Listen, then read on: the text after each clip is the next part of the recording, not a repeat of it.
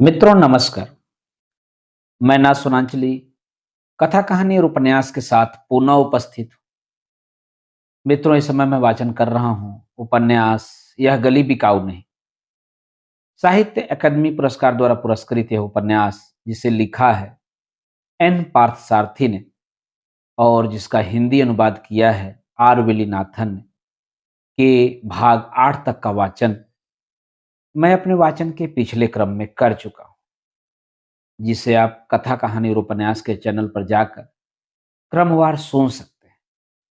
आज लीजिए सुनिए उपन्यास यह गली बिकाऊ नहीं के 9वें भाग का वाचन मेरे अर्थात नाथ सोनांचली के स्वर में। आज तुम्हारे पास पैसा है, हैसियत खड़ी हो गई है, इसलिए मैं यह नहीं मानूंगा कि तुम नाटक के मामले में भी पारंगत हो गए हो। नाटक के बारे में मैं जो जानता हूं वह तुम नहीं जानते।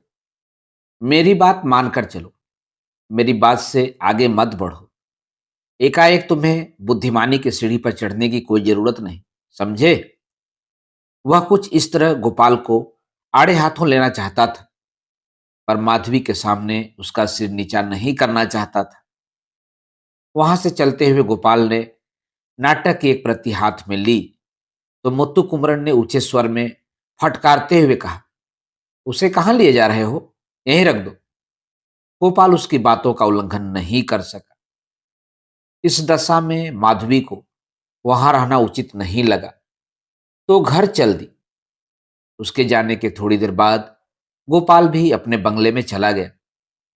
जाते हुए उसने मुत्तु कुमरन से विदा नहीं ली। मुत्तु कुमरन को लगा कि गोपाल नाहक रूठ रहा है, पर रूठे को मनाने से उसके अहंकार ने उसे मना कर दिया। रात को 7 बजे नायर छोकरा खाना लाया और मुत्तु कुमरन के हाथ एक बंद लिफाफा देते हुए कहा, मालिक ने भेजा है। मुत्तु कुमरन जिज्ञासा से उसे खोलकर पढ़ने लगा। लड़के ने मेज पर खाना रखकर गिलास में पानी भरा और बिना उत्तर की प्रतीक्षा किए वापस बंगले को चल पड़ा। प्रिय मुत्तु कुमरन, माधवी के सामने तुम्हारा मेरे साथ बेपरवाही बरतना, खिल्ली उड़ाना या फिर डांट फटकार आदि जैसी बातें नहीं शोभती। मेरे हुक्म पर चलने वाले नौकरों के सामने तुम्हारे इस तरह पेश आने को मैं स्वीकार नहीं कर सकता। तुम्हारे मुंह के सामने ऐसा कहने को संकोच हो रहा था, इसलिए लिखकर भेजना पड़ रहा है। तुम समझो तो ठीक, नाटक तुम्हारा लिखा हुआ है, उसका मंचन करने वाला और भूमिका निभाने वाला मैं हूं। आशा है यह याद रखोगे। तुम्हारा गोपाल। मुत्तु कुमरन ने उस पत्र को मरोड़कर कोने में फेंक दिया। धीरे धीरे गोपाल के असली रूप का उसे पता चलने लगा। उसके सामने बुजदिल बनकर और दुम दबाकर चलने वाला गोपाल उसके पीठ पीछे क्या क्या सोचता है, यह पत्र उसी का खुलासा करता सा लगा। गोपाल पर इतना गुस्सा चढ़ आया कि उसे खाने की इच्छा ही नहीं हो रही थी। फिर भी किसी तरह खाने की रस्म पूरी कर बिस्तर पर जा लेटा। अब उसे मालूम हो गया कि माधवी का उससे मिलना जुलना और नेह बढ़ाना गोपाल को एक आंख भी नहीं भाता। रात को बड़ी देर तक उसे नींद नहीं आई, तो अपने बारे में, माधवी के बारे में, गोपाल के बारे में और मंचित होने वाले अपने नए नाटक के बारे में सोचता हुआ बिस्तर में करवटें लेता रहा। अब वह यह देखना चाहता था कि कल नियत समय पर गोपाल नाटक के रिहर्सल के लिए आता है कि नहीं। अगर उसके कहे हुए वक्त पर गोपाल नहीं आए तो उसके दिल में प्रतिहिंसा की यह भावना उठी कि बिना कहे सुने अपने नाटक के प्रतियों के साथ उस घर से निकल जाना चाहिए। लेकिन दूसरे दिन सवेरे ऐसा कुछ नहीं हुआ। उसने रिहर्सल के लिए जो समय बताया था उसके आधे घंटे पहले ही गोपाल आउट हाउस में हाजिर हो गया। गोपाल बात को तुल दिए बगैर मान गया था। इस बात से मुत्तु कुमरन को आश्चर्य हो रहा था, पर उसने उसे प्रकट होने नहीं दिया और स्वाभाविक ढंग से काम शुरू कर दिया। नाटक कंपनियों में जैसा कि प्रचलन है, सारी औपचारिकताएं पूरी की गई। पूजा के बाद नाटक का रिहर्सल शुरू करने से पहले कथा और कथा पात्रों के विषय में एक खाका खींचा गया। फिर पात्रों की सूची देकर गोपाल से कहा कि उनके सामने अभिनेताओं के नाम भर दें। यथा नर्तकी माधवी, पांडिय गोपाल, कवि शवपपन, कवि मित्र जयराम। इस तरह सूची में 18 पान थे। उनके सामने 18 अभिनेताओं के नाम लिखकर गोपाल ने सूची मुत्तुकुमरन के सामने बढ़ाई। इन 18 में 3 ही पानों को हमारी टाइप की हुई प्रतियां मिलेंगी। बाकी लोगों को याद करने के लिए संवाद लिख लेने होंगे। मुत्तुकुमरन ने कहा, हाँ हाँ, वही ठीक रहेगा, मैं इसका इंतजाम कर दूंगा, सब लिख लेंगे। गोपाल ने कहा। गोपाल और माधवी के लिए रिहर्सल का वक्त सुबह और बाकी लोगों के लिए शाम का समय तय हुआ। रिहर्सल करते करते गोपाल ने नाटक के संवाद के विषय में एक संशोधन सुझाने का उपक्रम किया। वह यह था कि कथा नायिका नर्तकी का नाम कमलवल्ली रखा गया है। संबोधन में हर बार कमलवल्ली कमलवल्ली कहकर कथा नायक को पुकारना पड़ता है। मेरे ख्याल में कमला कहकर पुकारे तो अच्छा रहेगा। छोटा नाम सुंदर रहेगा और बुलाने में भी सहूलत रहेगी। नहीं, कमलवल्ली ही बुलानी चाहिए। क्यों? कमला बुलाने में क्या हर्ज है? यह ऐतिहासिक नाम है। कमलवल्ली को कमला कहकर पुकारने से सामाजिक नाटक का आभास हो जाएगा।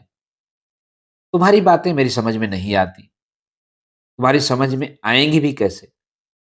मुत्तु कुमरन की इस टिप्पणी से गोपाल का मुंह लाल हो गया। मुत्तु कुमरन ने यह महसूस किया कि उसके प्रतिवाद को गोपाल का घमंड हजम नहीं कर पा रहा है। फिर भी रिहर्सल जारी थी। मुत्तु कुमरन ने गोपाल की खातिर न तो अपना विचार बदला और न समझौते का प्रयत्न किया। संवाद और अभिनय के मामले में अपनी ही बातों पर जोर देता रहा। पहले दिन के रिहर्सल में गोपाल के साथ मुत्तु कुमरन की कोई ज्यादा मुठभेड़ नहीं हुई। वहां माधवी तो गोपाल के आगे इस तरह डरती थी जैसे बाघ के आगे हिरनी। उसे साथ रखकर मुत्तु कुमरन भी गोपाल से कड़ाई से पेश आने या हद से बाहर होने को हिचकता था।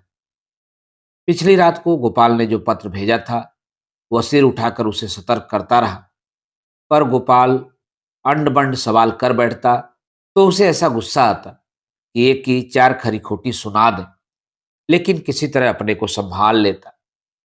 उस दिन गोपाल 2 बजे के पहले ही यह कहकर चला गया कि उसे कोई कॉल सीट है।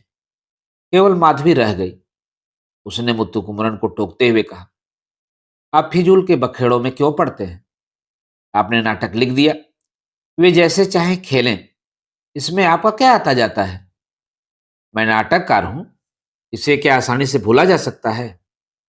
मैं भूलने को नहीं कहती, पूछती हूं कि व्यर्थ का हट क्यों ठानते हैं? नहीं, हट से ही आजकल भले बुरे की रक्षा की जा सकती है। आजकल भले बुरे की रक्षा कौन करना चाहता है? सब पैसा ही बनाना चाहते हैं। हाँ, पैसे की बात गोपाल पर लागू हो सकती है। अच्छा छोड़ो, शाम को दूसरों के लिए रिहर्सल की बात कह गया है ना? वे दूसरे कौन है, कब आएंगे, कैसे आएंगे, इसका तो कोई पता ठिकाना ही नहीं चलता। सबका इंतजाम किया होगा। दैन जाकर उन्हें बटोर लाएगी।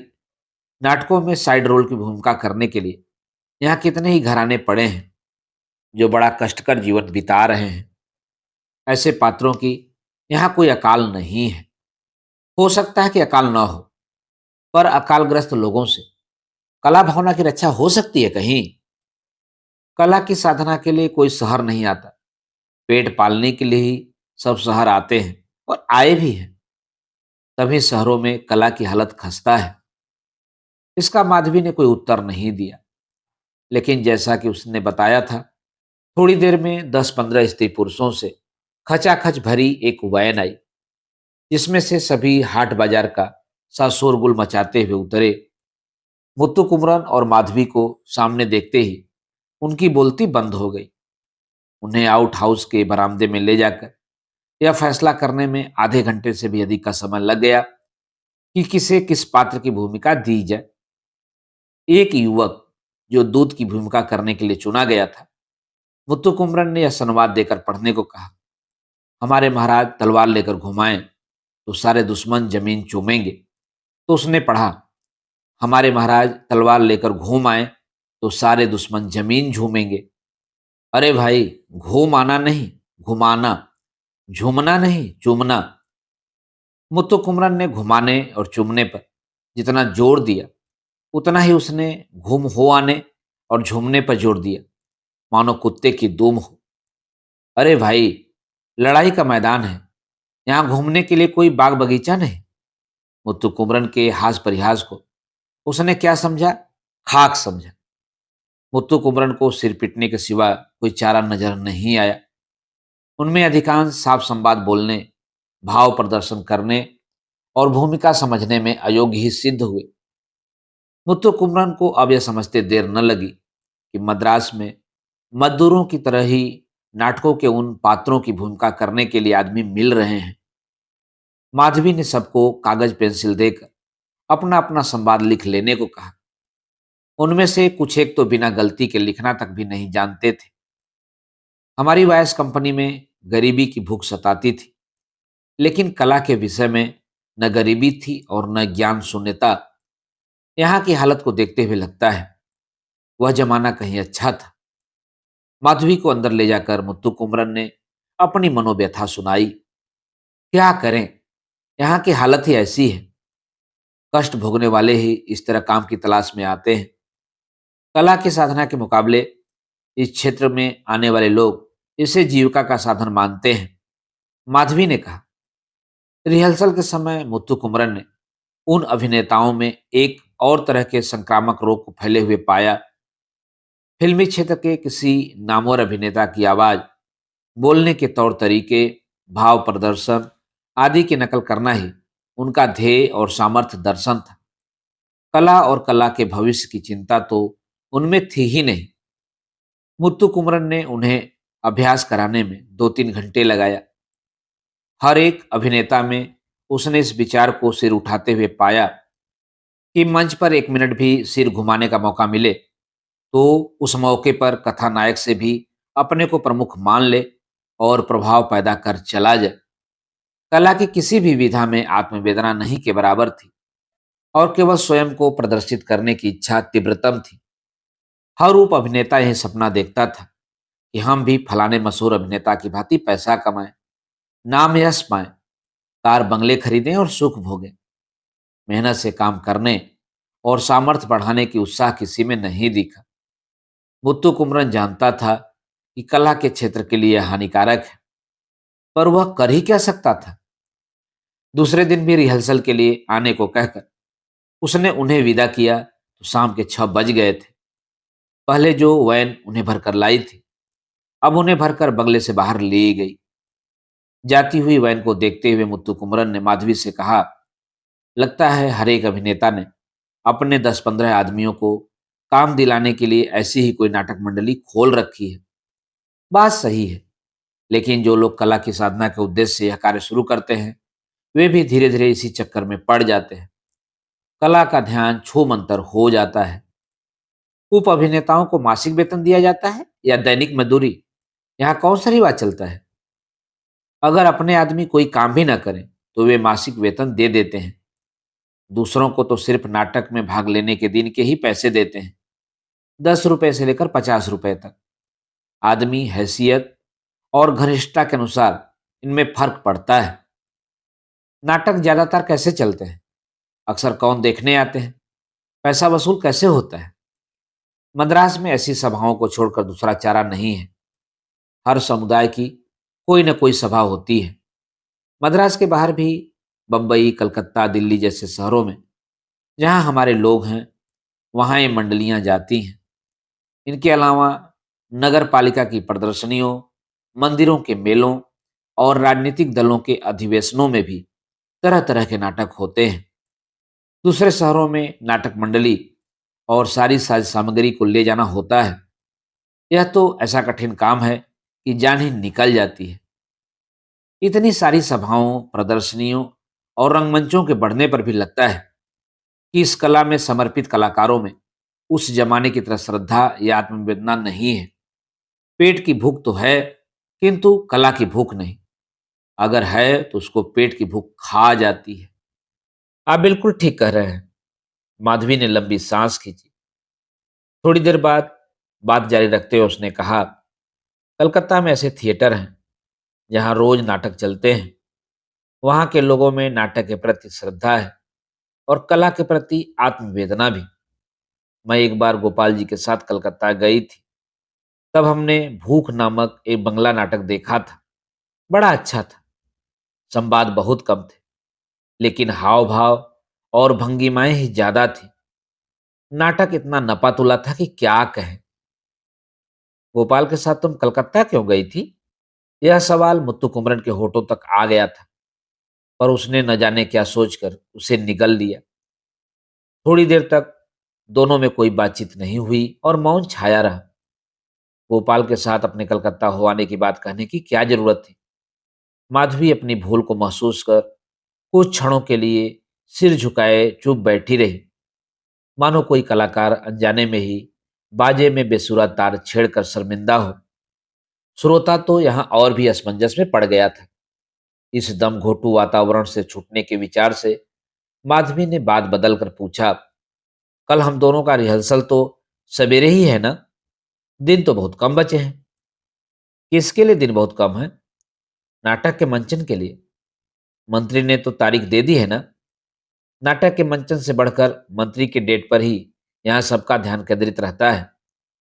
कसूर हो तो माफ कीजिए, मैंने उस अर्थ में नहीं कहा, चाहे किसी माने में कहा हो। लगता है कि आजकल कोई कला कला के लिए नहीं, बल्कि मंत्री महोदय की अध्यक्षता और अखबारों में खबर छपने के लिए ही है। एक और बात बड़ी विनम्रता से कहना चाहती हूँ, आप बुरा न माने तो कहो। बात न बताकर इस तरह कहती रहोगी तो मैं कैसे जवाब दूं? आपको गुस्सा नहीं करना चाहिए, सब्र से सुनना चाहिए। मुझे संकोच हो रहा है कि मैं अपनी वह बात कैसे शुरू करूं। अच्छा हुआ कि आज पहले दिन के रिहर्सल में वैसा कुछ नहीं हुआ।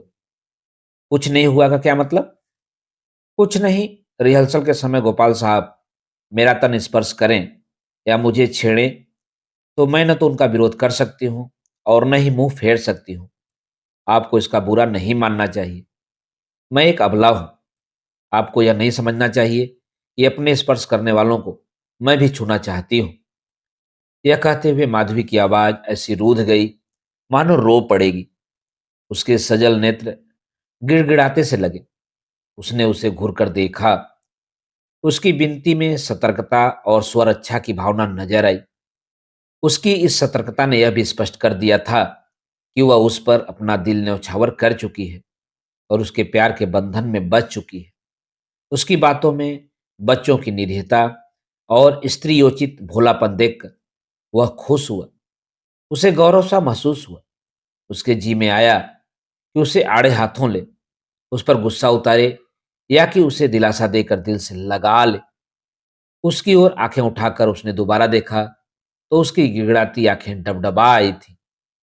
माधवी का चेहरा निहारते हुए मुत्तु कुमरन ने कहा, न जाने क्यों तुम लोग गोपाल से यूं ही डरते हो, मानो वह कोई चक्रवर्ती राजा हो। शायद आप यह भूल गए हैं कि समाज की ऊंची चोटियों पर धनी मानी नामी गिरामी व्यक्ति ही राजे महाराजाओं की तरह अब भी बैठे हैं। कहीं किसी चक्रवर्ती महाराज की धौंस से डर मरने की मेरी आदत नहीं रही है। मैं खुद अपने को किसी चक्रवर्ती राजा से कम नहीं मानता। शायद इसीलिए मुझे आजकल आपसे भी डरना पड़ रहा है। गोपाल से डरने और मुझसे डरने में कोई फर्क महसूस करती हो तो मुझे गर्व होगा।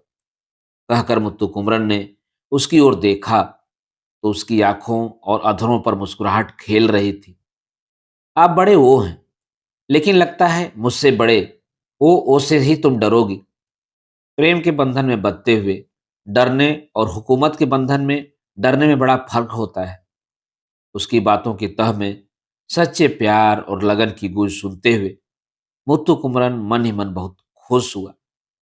मित्रों, भी आप सुन रहे थे उपन्यास यह गली बिकाऊ नहीं के 9वें भाग का वाचन मेरे अर्थात नासुनांचली के स्वर में।